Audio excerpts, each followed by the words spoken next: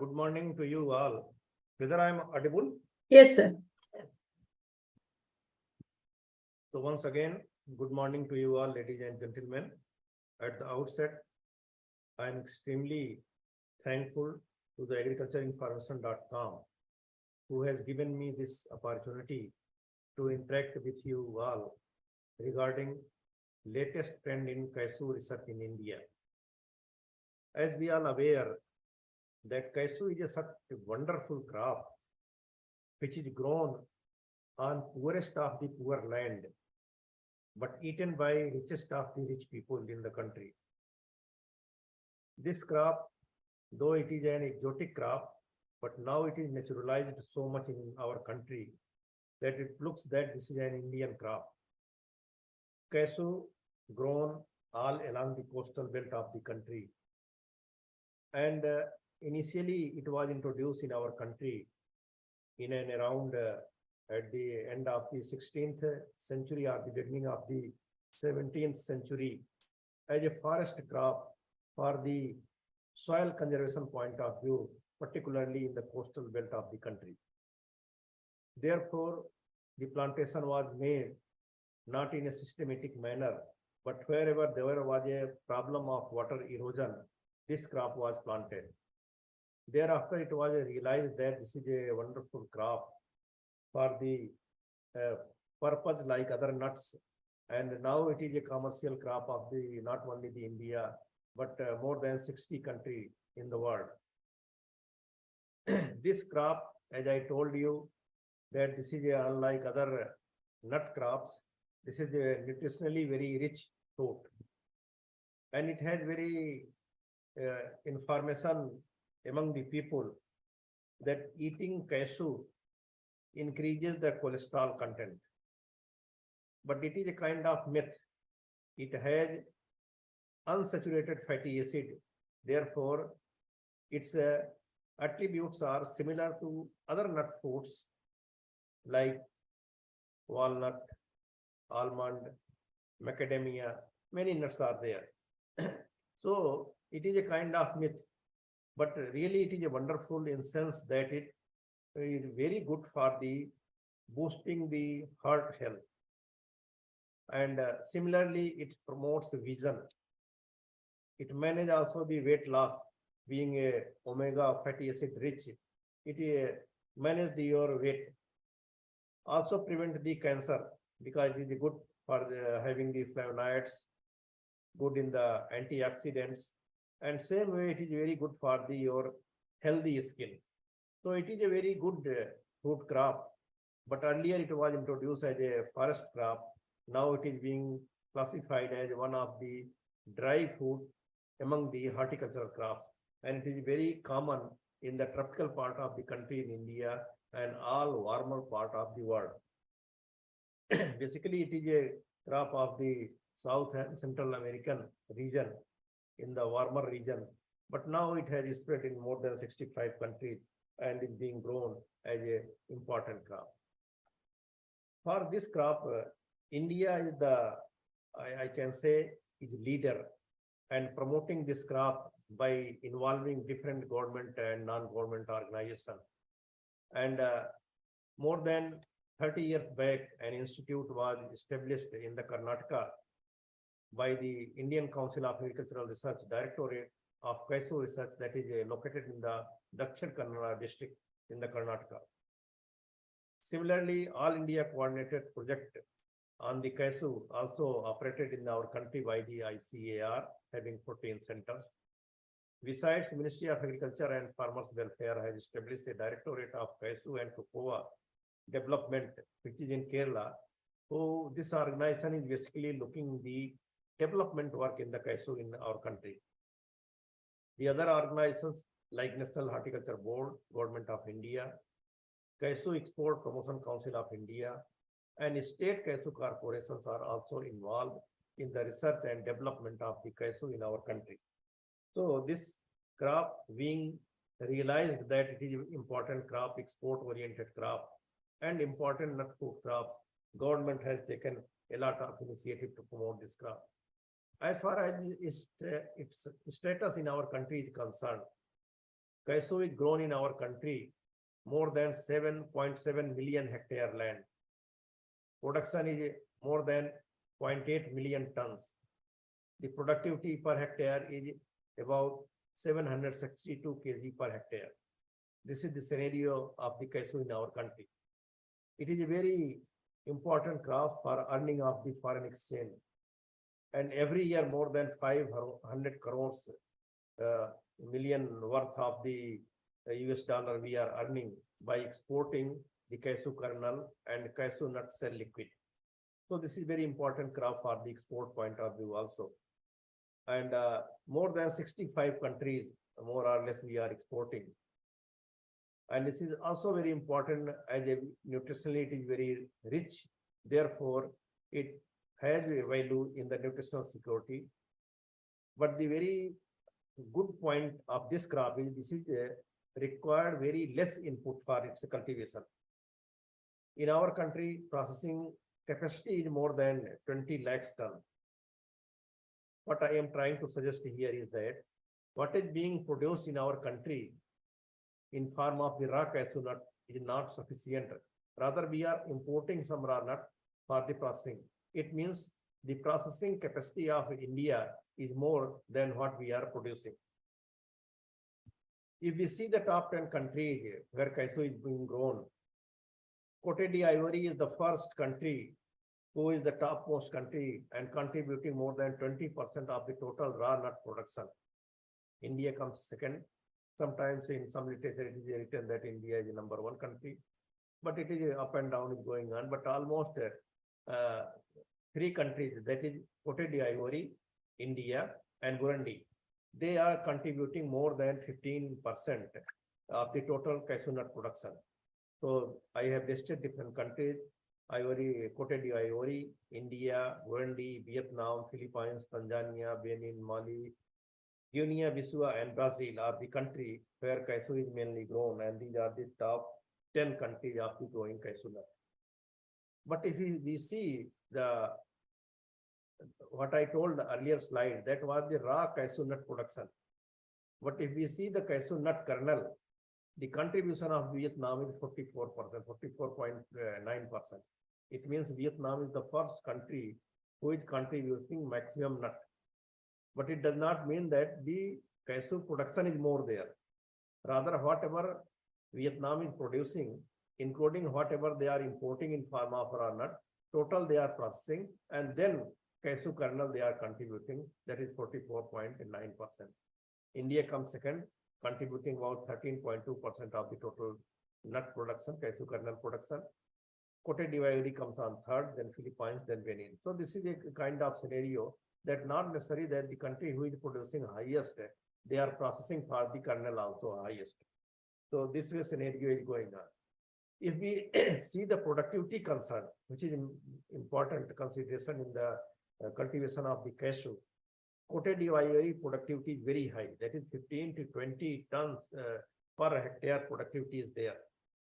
Vietnam comes second, Mozambique comes third, and India comes fourth, where the productivity is 700 to 800 kg. This is 7 to 10 tons per hectare productivity. So we are better than the world average productivity, but we are at fourth place as far as productivity is concerned, that is per hectare productivity of the raw cashew nut. So there is a lot of scope. If Cote d'Ivoire can produce 15 to 20 tons per kg, and India is producing 7 to 8 tons per kg per hectare, it means there is a double scope. India can improve 15 tons per hectare.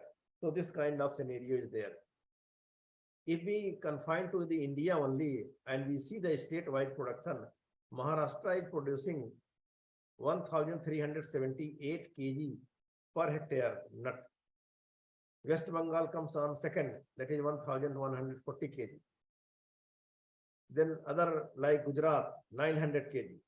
What I mean to see that within the state, cashew growing state in India, there is a lot of gaps are there. So if you bridge this gap, definitely more than 1,000 kg we can produce. It means there is a potential of more than 1,300 or 1,500 kg production, but still we are only producing these 700 kg per hectare productivity. So this gap we have to bridge. If we see the Indian states, this is the data of 2021-22. Maharashtra is number one in who is contributing the maximum cashew nut, that is the 25.82% of the total cashew nut production. Andhra 16.44, Odisha 15.68, Karnataka 10.07, Tamil Nadu 9.9, Kerala 9.93. So this way our contribution is there. So among cashew growing states of the India, Maharashtra is number one, who is contributing maximum, and the northeastern region are contributing very less. But the concern is why our productivity and profitability is very low. The first reason is that, as I told you earlier, that in India, cashew is grown on the rain-fed degraded land and under neglected condition. The poorest of the poor land, if a farmer having, that is given to the growing cashew. And if he's having good land, he will grow wheat, rice, maize, potato, vegetables, and all those. So the poor land is normally being given to the cashew production. So that is one reason that if poor land is given, the productivity will remain the poor. The second reason is cashew is not irrigated in our country. So on rain-fed basis it is being grown. That is another reason of the poor productivity. And more than 16% orchard in our country is of seedling origin. They are not from the known variety. So therefore their conditions are in very senile because they are old tree. And also 60% orchards are of the non-descript nature, that is the seedling plantation. And these plantations are initially being promoted by the government-owned cashew corporations and Forest Corporation of India. So the other factor of the poor profitability is concerned that the non-adoption of the recommended package of practices, slow space for the replantation and orchard rejuvenation, the poor marketing system and lack of growers association, unlike the mango growers association, pomegranate growers association, grape growers association, there is a least cashew growers association. So that is another limiting factor, that the buyers are taking their raw nut on a very cheaper rate. They are also selling the mixed raw nut. They are not grading the nuts. Therefore, also they are getting lesser price. So the productivity and profitability is an issue in our country. Otherwise, area, we having a lot of area under the cashew cultivation. But because of these reasons, our productivity and profitability both are lesser. But if we have to improve this productivity and profitability, we have to strategically adopt the technological intervention. So replacement of the old plantation is the one strategy. New plantation of the high yielding variety, that is the recommended variety of the quality planting material, should be done, which is at very low rate. Second approach may be, if on one stroke you cannot remove the already planted area, then gradually you have to go for the replacement. And for gradually replacing, you have to go for the where there is gaps. So gap filling should be done by the high yielding variety. Where there are some unproductive old plants are there, that should be removed and planted by new one. You can also do one row, you can completely remove and plant by new variety, or go for the limb pruning technique or by rejuvenation technique. So these are the certain techniques by which that old plantation you can replace it by the new variety, so that your productivity can increase. If productivity will increase, profitability will definitely increase. So replanting program is very essential, and for replanting program, we have to go for the quality planting material, which is of a good variety, propagated by good technique, that is softwood grafting, and also as per plant standard. So that is very important issue, that we have to go for replanting program by the new recommended variety of the quality planting material. And on this aspect, at Indian scenario, availability of quality planting material is not constant. Technique has been perfected by the Directorate of Cashew Research located in Karnataka, and over 150 lakhs cashew grafts are annually being produced. So this is one of the area where a good dent has been made by Indian scientists. We can go for the limb pruning also. The upper branches, we can selective branches, we can prune it. But after pruning, we have to look into that, which month we have to prune, what care we have to take. So June pruning is recommended, and after pruning there is a problem of the cashew stem and root borer that you have to manage properly, and nutrition is required, and the next year it will start falling. So the limb pruning is one of the technique. But normally people are doing the top working. That is a rejuvenation. Rejuvenation of orchard is very important. So again, in the May, June, you have to go for the older variety. You have to go for the cutting of the branches in the month of May, June. And in the July, August, you go for the grafting by the improved variety, means recommended new variety. And again, the same procedure we have to follow, that you have to manage the cashew stem and root borer. You have to go for the proper nutrition, and the second year they start the fruiting. So this way we can rejuvenate our old orchard, which is unproductive orchard, into the productive one. The third very important point which I would like to mention here, that as I told you that cashew is being grown on the neglected piece of the land on the rain-fed area, you have the not only the nutrition is a problem, but soil erosion is another problem, and moisture is another problem. Therefore, soil water conservation measures are very important, even if you are planting on the neglected and wasteland areas. So on the degraded land site, if you have established the orchard, you have to go for the half moon terraces, so that you can harvest the post-monsoon rain.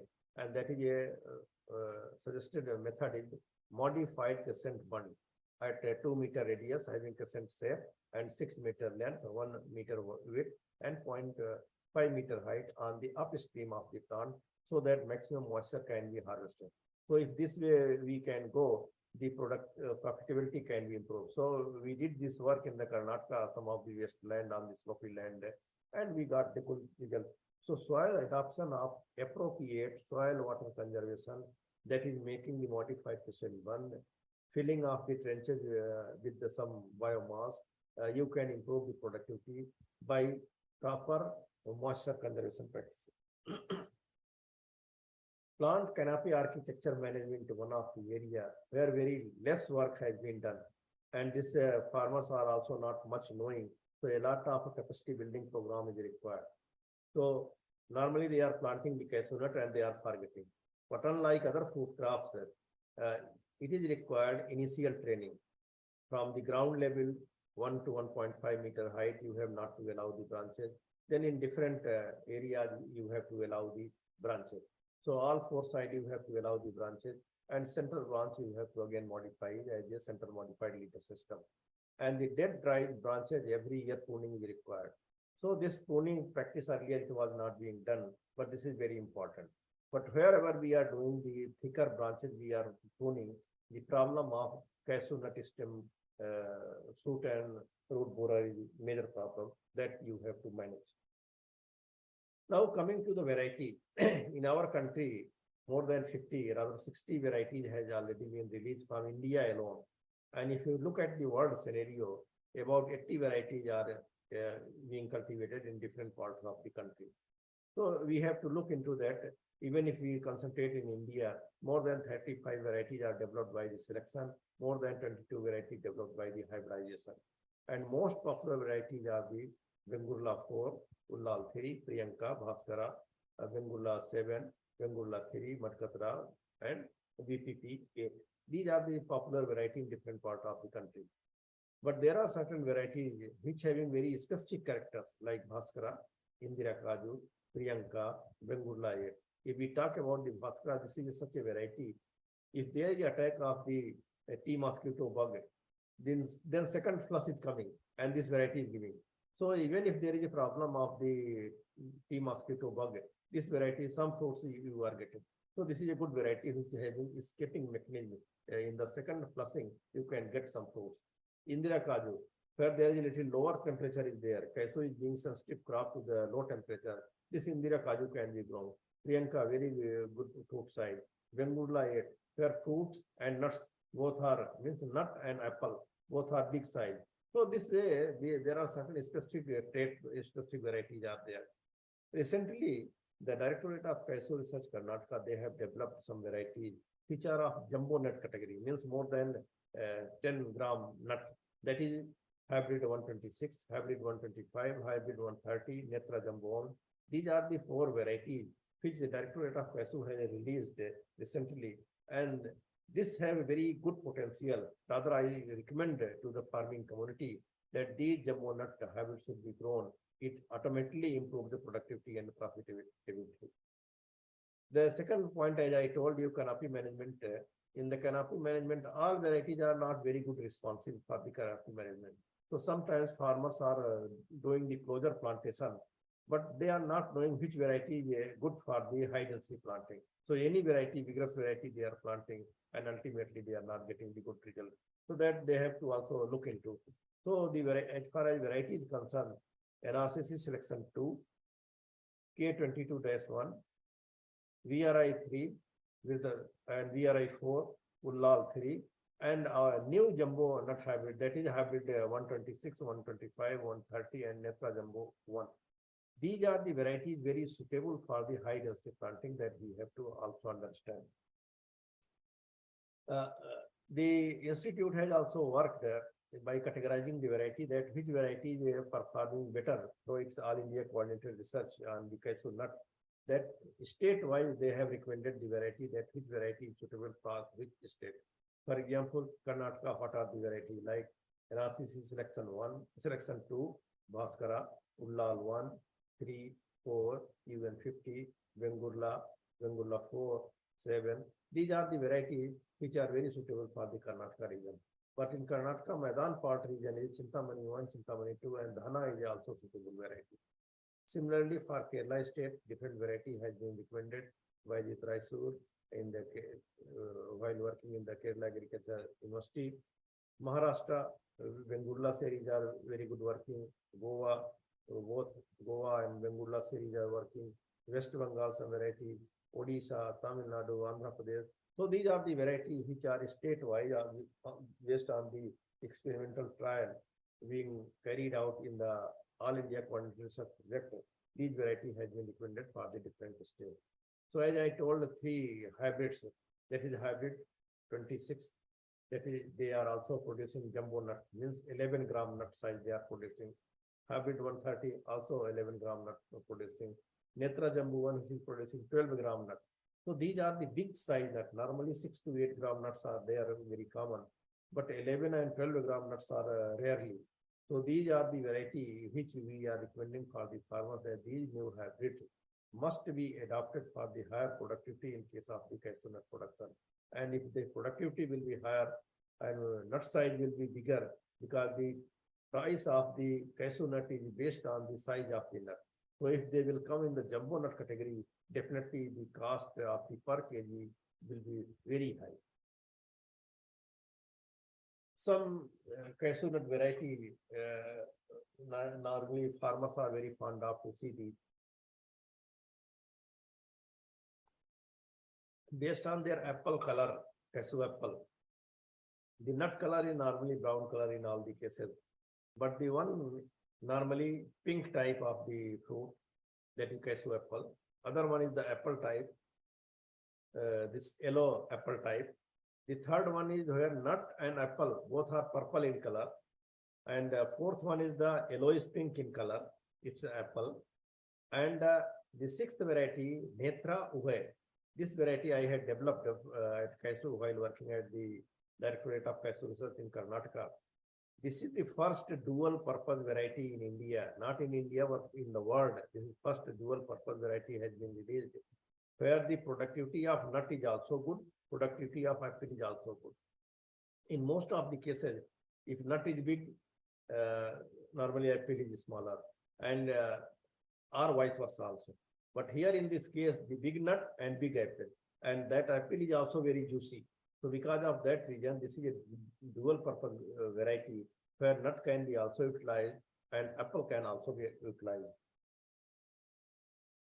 So when we are talking about the latest trend in the cashew, definitely we have to talk about the high density planting system.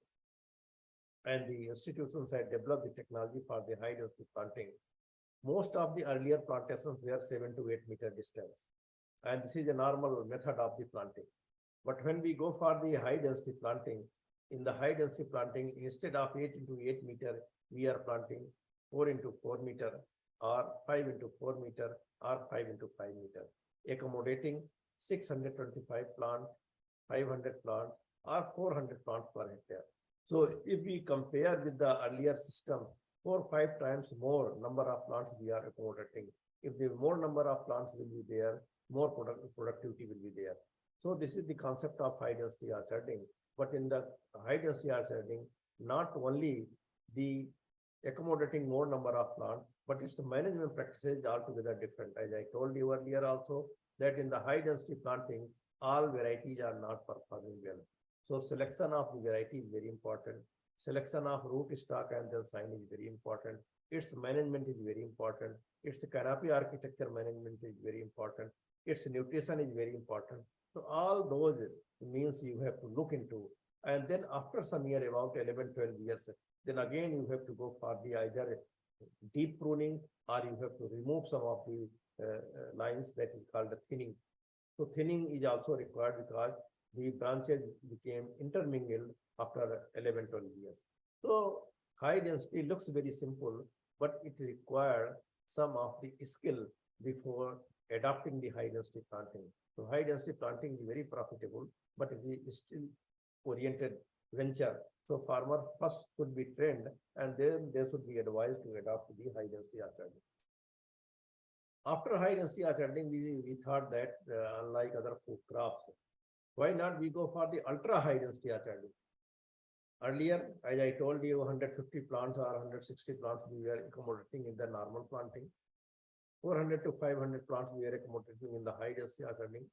But when we talk about the ultra high density orcharding, 1,600 or 1,111 plants we are accommodating per hectare by planting it at 2.5 into 2.5 meter or 3 into 3 meter. This is the concept of the ultra high density orcharding, where at very closer spacing we are going. So again, caution it that you have to go for the appropriate root stock, you have to go for the appropriate variety, you have to prune regularly, and you have to go for the cut end of the pruned portion, you have to go for the pasting of the Bordex, and then application of the recommended dose of the fertilizer. And this can only be maintained under the drip system. So this ultra high density orcharding also we have demonstrated in the Karnataka, and now in some of the area of the Tamil Nadu, Karnataka and Kerala it is being popular, and Maharashtra has also started ultra high density planting of the cashew.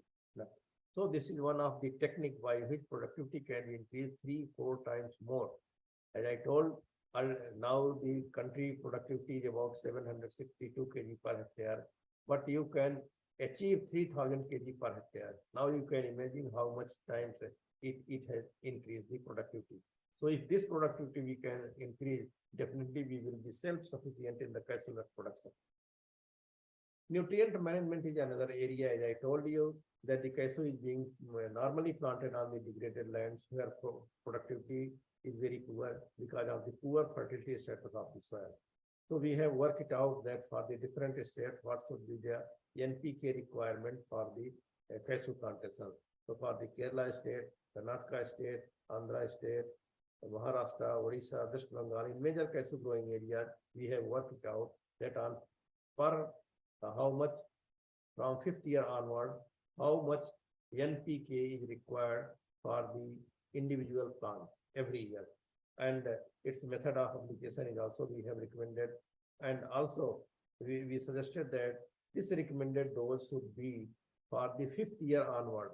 So the first 1/5, 2/5, 3/5, 4/5 should be given in the initial 4 year, and after 5 years, this is a recommended dose of the fertilizer. And while applying fertilizer, we are also recommending that at least 10 to 15 kg farmyard manure per plant should also be given, which improve the soil physical condition and also improve the moisture storage capacity. But when we go for the closure planting, then the requirement is altogether different. 10 into 5 meter if we are planting, 6 into 4 meter we are planting, 5 into 4 meter we are planting. So what should be the requirement? So we have worked out in the different combinations and different plant population.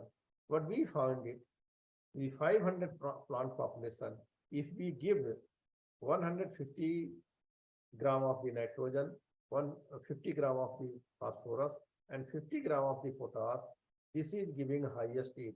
What does it mean? That it is not necessary that if we are using higher amount of the fertilizer, the yield will be more.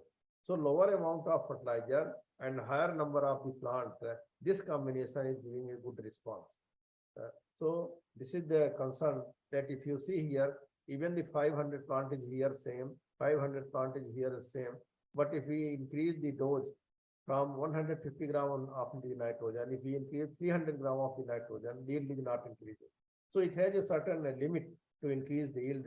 Therefore, we have optimized that 150, 50 and 50 gram of the NPK per plant per year is sufficient if we are accommodating 500 plant per hectare basis. Their method of application is also very important, that the root zone activity, the 50% root activity is confined to the surface area of the 15 centimeter soil depth. It means very deep application is not good. And also within the 2-meter radius, more than 70% the root activity is there. So giving the fertilizer beyond the major canopy is not useful. So fertilizer should be given in the radius of the 2 meter and at the depth of the 15 centimeter soil. So this is the placement we have to also understand properly. We also got the foliar response. If we are spraying the urea, phosphorus, phosphate, potassium sulfate, and we are getting good yield. So means foliar feeding is one of the also area, particularly in the drier area and the rain-fed orchard, where soil moisture is lesser, and if you apply fertilizer in the soil, its uptake will be lesser. So in those areas, if we go for the foliar feeding, it has also good response.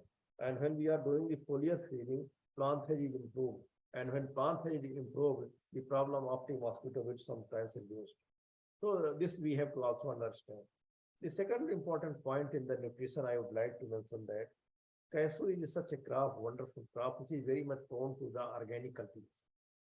But we have to think also that the variety for the organic cultivation, we have to not grow the early bearing variety. Why I am suggesting this? The management of the pest is a major problem in the cashew cultivation, particularly tea mosquito bug. And in early varieties are the more susceptible for the tea mosquito bug. So we have to go for the mid to late season variety for the organic cultivation, so that they can escape from the problem of the tea mosquito bug. That is one concern. Second concern is that in the organic cultivation, we have to apply different organic biomass. So biomass production is the one requirement which we have to look into.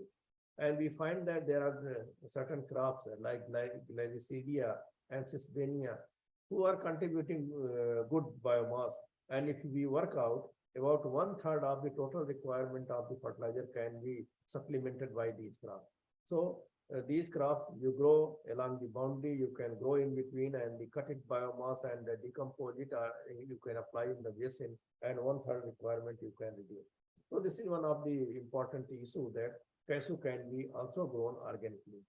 But many times people used to ask that the cashew grown organic and cashew grown in non-organic, is there any difference in the quality? There is no much difference, because the problem is main, if you are doing the more application of the pesticide that have harmful effect. If you are doing the recommended dose of the pesticide, then there is no much problem. Now coming on the water management issue. Water is a limiting factor for the cashew cultivation. The reason being, in the first slide I shown that cashew is mostly being grown in the rain-fed areas and degraded land. And in the rain-fed area, degraded land, moisture deficit will be there, particularly in the month of January to March. So how to manage this period, January to March, that is very important. Therefore, we are suggesting that cashew should be also irrigated, and particularly if you are going through the drip irrigation and drip fertigation, you can save the fertilizer amount also, and you can increase the productivity also. So for optimizing the yield, the optimum irrigation is required, and this about 20 liters of water per day if you will give through the dippers, during the January to March, it has very good response on the flowering, fruit set and nut development. So almost double yield you can achieve if you are doing the drip fertigation, and also you can save the 50% of the fertilizer requirement. The another area in the cashew cultivation is the cashew being widely spaced. In cashew cultivation, the intercropping is also very important. But you have to go for the selective intercropping, that which crop can be introduced. And by introducing different shade-loving crops, you can increase the income. And sometimes there is a heavy attack of the pest and diseases, and there is a crop failure. So you can minimize the risk of the crop failure by the cashew nut by growing the intercrop. So if you have introduced the crop, definitely the per unit productivity you can increase by combining both the overstory component and ground story component of the annual crops. You can also minimize the soil loss, conserve the soil, and net return can be improved. So these intercrops are very important and different. I have shown different intercrops. While working in the Karnataka, we find that if you grow in the interspecies of the cashew nut, if you grow pineapple, 1,50,000 income you can generate. If you go for the elephant fruit yam, 1,35,000 income you can improve. If you grow for the pepper spice crop, 1,74,000 you can grow. So these are the certain crops we have standardized that these crops can be integrated in the cashew orchard for increasing productivity and profitability, and also minimize the risk. And the added advantage is it has improved the soil physical and chemical conditions. The major problem in the cashew cultivation is the pest. Diseases are lesser, but pests are more. So in the cashew cultivation, pest management strategy, we have to very scientifically you have go for its management. And I am not going to in detail of the different kind of pest, which is a problem in the cashew cultivation. But two pests, particularly tea mosquito bug. This is a serious pest all over the country, not only in this country, but in other part of the world. Also, this tea mosquito bug, and sometimes 40 to 50% losses are there because of the tea mosquito bug. So for the tea mosquito bug control, the spraying of lambda-cyhalothrin, imidacloprid, Phosphimidone, Triazofos, Carbaryl, these are the pesticide has been identified and their concentration had been optimized to go for its spraying. But suggestion is that they should not be continuously sprayed. Therefore, the one pesticide should not be continuously sprayed, otherwise it develops the resistance. So we have to go the alternate spray of the lambda-cyhalothrin and imidacloprid.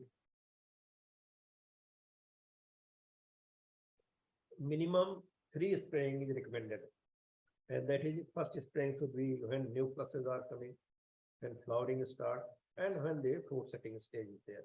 So these are the critical stage by which you can go. The late flowering variety, if you adopt, like I recommended the Bhaskara variety, which is mid to late season variety. If you adopt these varieties, they have little escaping mechanism against the tea mosquito bug. So this kind of things you have to go for the, and forecasting models are also developed that the pest buildup is in between September to October. But the peak season of the pest is in the month of February. So when the infestation is 5 to 6% level, we have to go for this spray.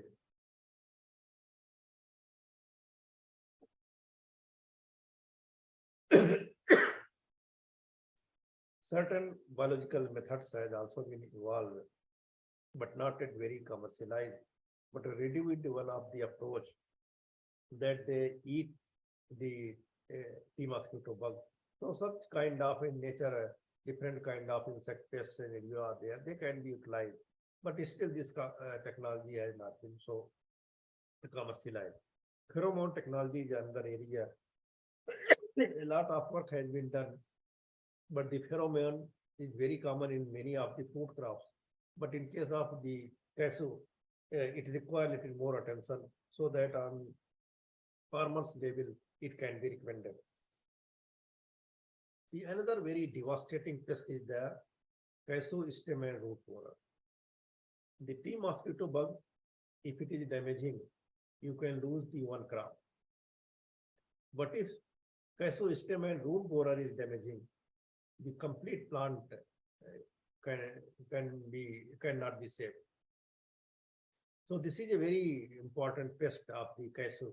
It makes tunnels in that plant stem.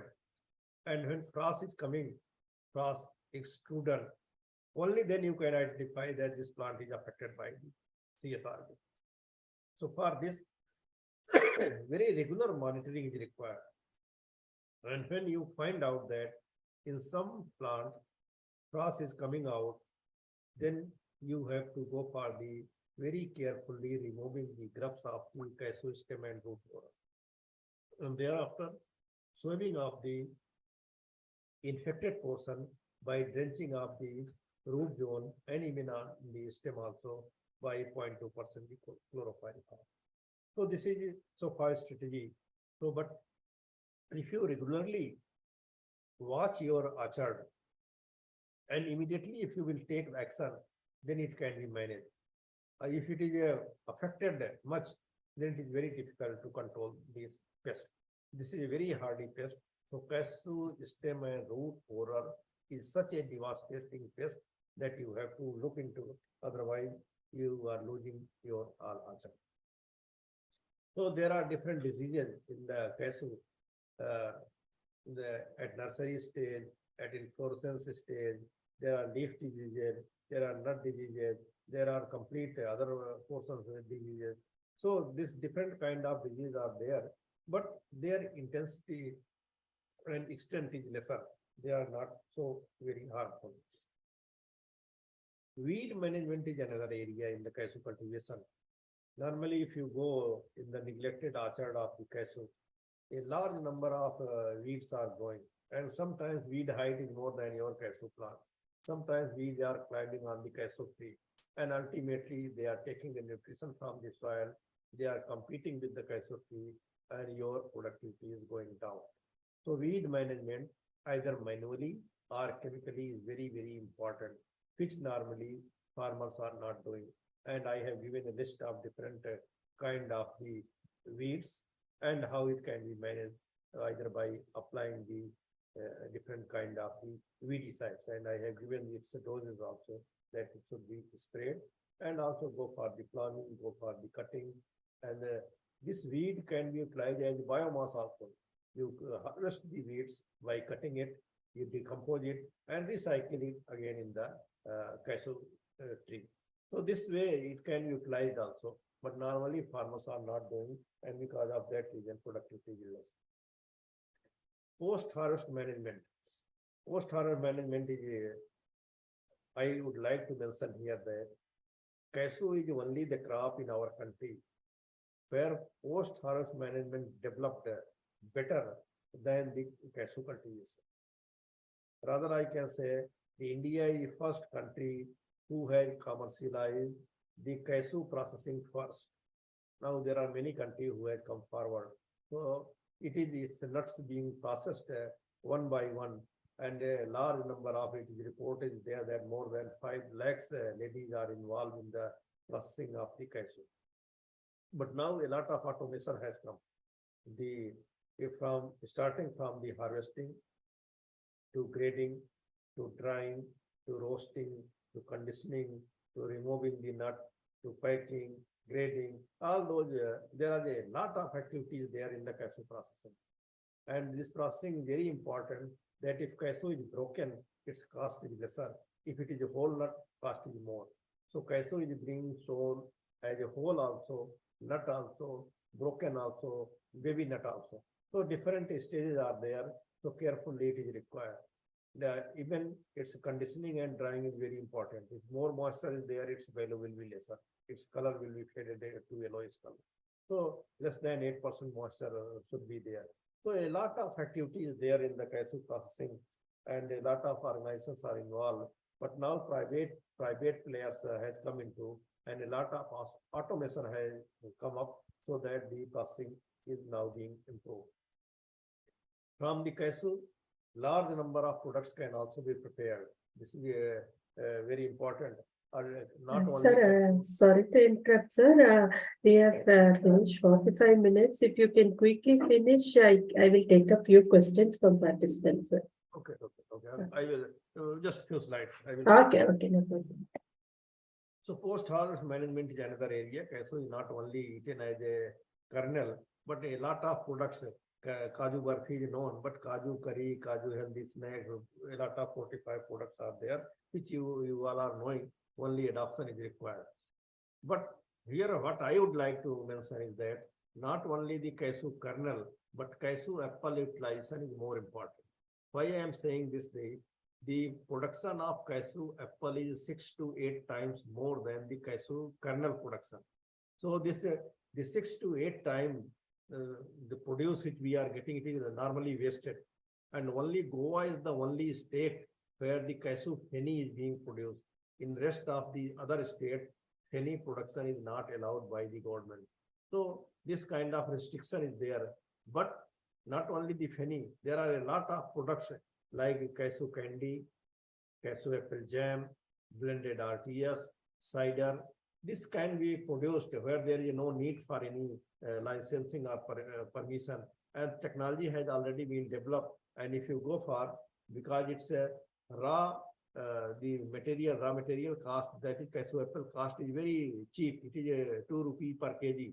But if you are making a product, you can earn like anything. So cashew apple utilization is one of the area which everybody should think, because its production is very high in our country. And now one Netra Uve variety has also been released especially for the apple utilization purpose. This nursery aspect I need not to go because time is lesser.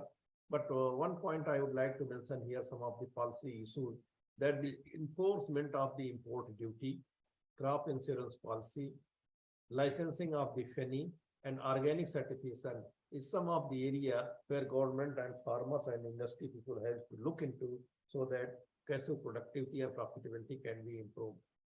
Probably this is the last but one slide.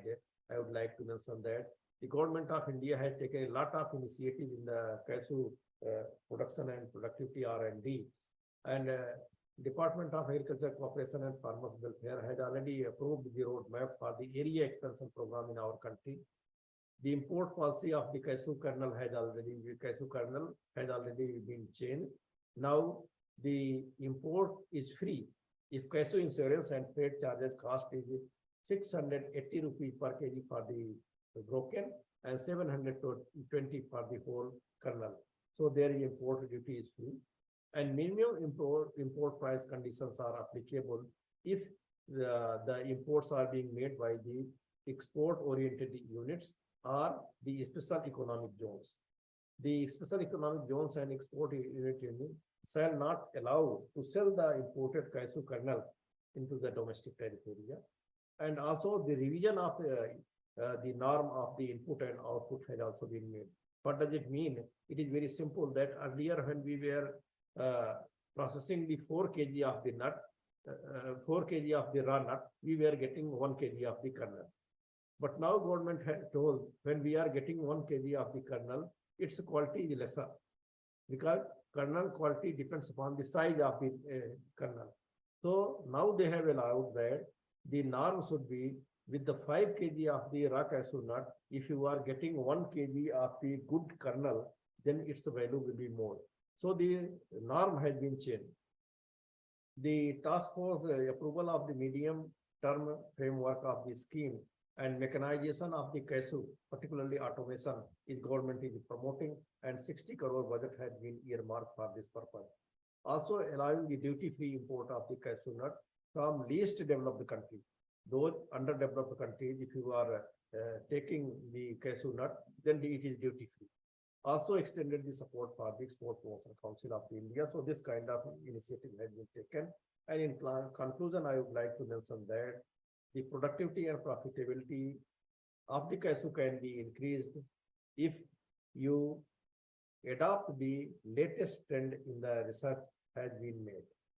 The second point, that for this Proper technology dissemination is required by using the information and communication technology based by involving the research institutions, developmental agencies, farmers, and industry. Also, we are expecting that by the 2030, we can achieve 2.5 million tons of the cashew production target, which is self-sufficient for our country if we adopt the new technology for realizing the doubling income of the farmer.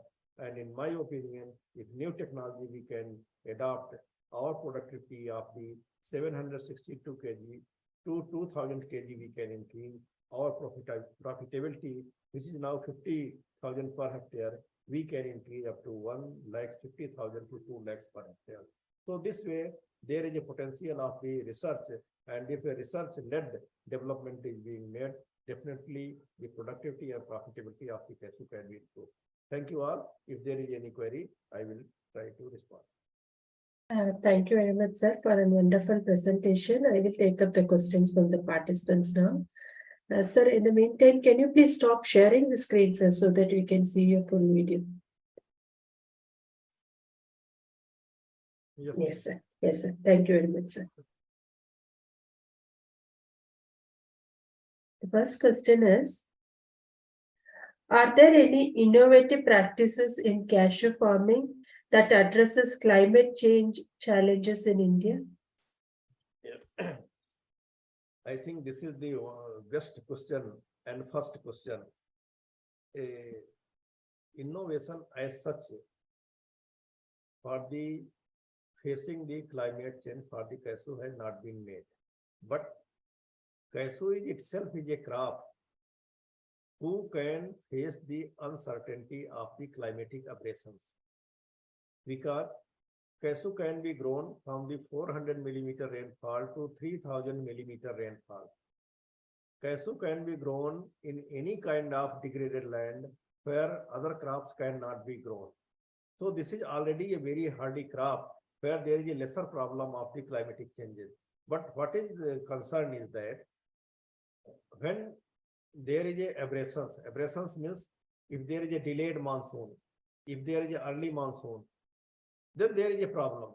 So therefore, we are suggesting that the cashew should not be neglected, but we should adopt the total package of practice. A total package of practice means going for the good root stock, adapting for the good sign variety, proper canopy management, proper nutrition, and subsequently the pest management. If you are doing properly, there is a very less impact of the climate change.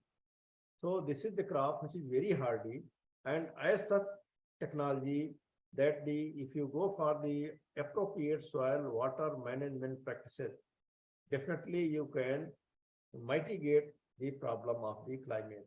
So this climate change really is a issue, but not as intensified as in other crops. In other animal crops, if there is climate change, definitely your yield will go down very quickly. But in case of cashew, it is very hardy, there is a less impact.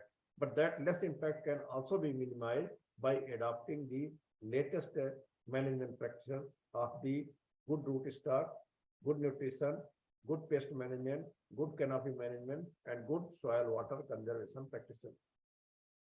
Okay.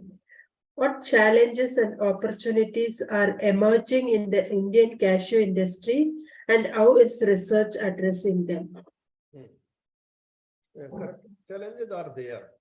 Challenges are there because we are producing about 0.7 million tons of the cashew, and other players in the world, they have started production more. Earlier, other country were lesser producing, but other country has also started production.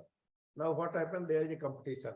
If there is a competition, it means the raw nut in other countries is lesser.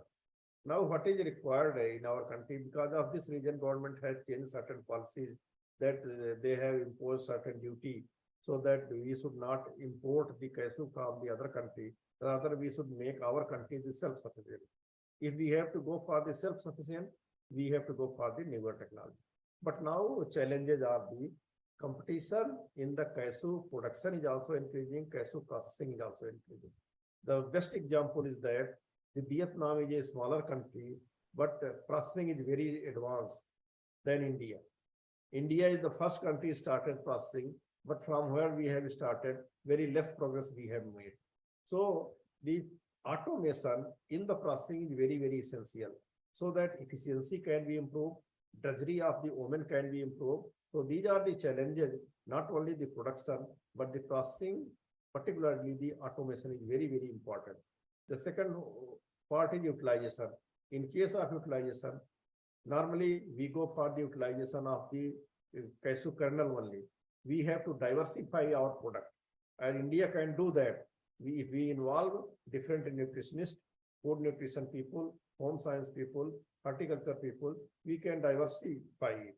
So the processing, modern way processing, automation, proper packaging, diversification, if we go, definitely we can improve upon. So there are a lot of challenges, not only in the production, but in the processing aspect also. So that we have to look into. Now government is little supporting and discouraging the import of the raw nut import from the other country, rather saying that you should improve your production level. Production means productivity level per hectare, so that you can be self-sufficient and our processing capacity can be fully utilized. If processing will be fully utilized, definitely we will generate more employment also. So this way there are a lot of challenges, but India is trying to compete, but still there are many things they have to do. Earlier also that those who were producing, they were just selling. Now government is saying that in the production zone, you have to establish the processing, and processing for that automated processing, and for automation they are giving subsidy. So if that way it will be done, definitely the profitability margin will be improved. So that way government is promoting, and organizations are involved. Now a lot of private partners, they are coming to develop the machinery also, prototype also. Earlier the older machinery were there for the roasting and other, but now automated systems are coming. Okay. How is sustainable and eco-friendly agriculture being incorporated into cashew farming in India? Sustainability issue is really concerned because there are a lot of fluctuations are there, and because of that region, many farmers like other, for example, pomegranate cultivation, banana cultivation, grape cultivation, mango cultivation. Every year they are getting crops, and but full package of practices they are adopting. Here we are talking the sustainability. Sustainability means optimum productivity and profitability throughout the year of the orchard. But here we are not adopting the package of practice.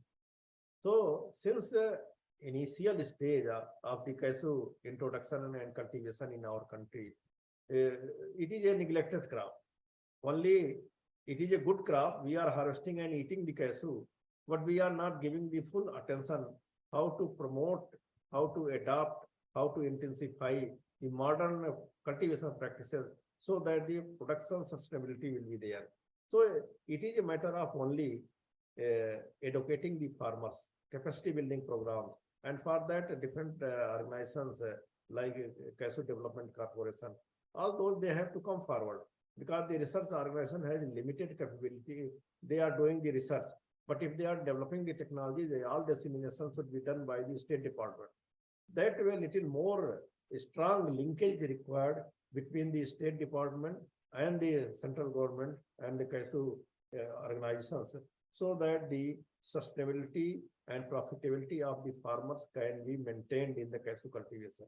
Still, this question is valid because I traveled a lot in our country, and many farmers, it is just a neglected crop and their sustainability is not there.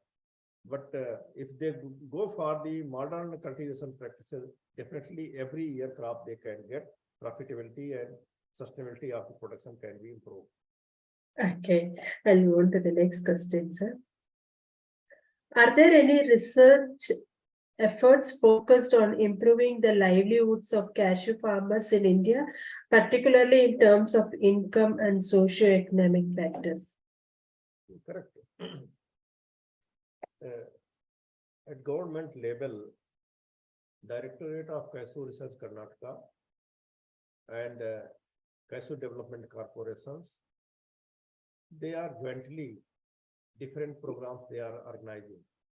Because unless you demonstrate the technology on the farmer's field, and farmers will understand that really this is a profitable crop, it cannot be adopted on larger scale. To your utter surprise, up to 2012, this cashew crop was not considered as a horticultural crop.